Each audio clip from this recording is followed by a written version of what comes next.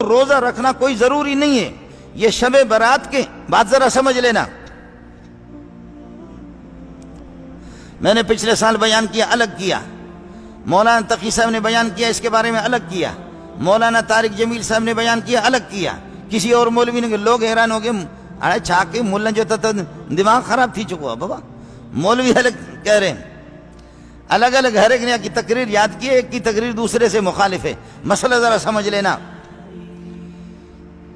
شب برات 15ویں کی رات اور 15ویں کا دن کو روزہ رکھنا یہ اس رات کی سنتوں میں سے نہیں ہے.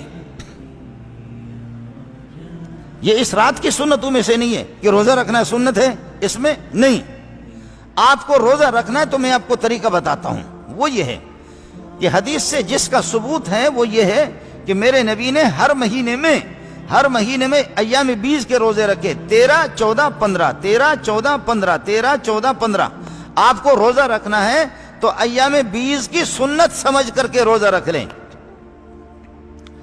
یہ شب برات کی خصوصیت نہیں ہے، یہ شب برات کی سنت نہیں ہے.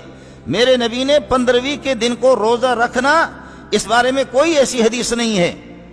اور اگر حدیث ہے تو مولوی کی بنی ہوئی ہے. لیکن چونکہ آپ میرے بھائی ہیں، آپ کو روزہ رکھنا ہے. بھائی آپ کو کندھاری انار کھانا ہے نا، ٹھیک ہے، مقصد ہے کندھاری انار آپ کو کھانا ہے، تو کندھار جانے کی ضرورت کیا ہے؟ میں سبزی منڈی سے لے کر آپ کو دے دوں گا.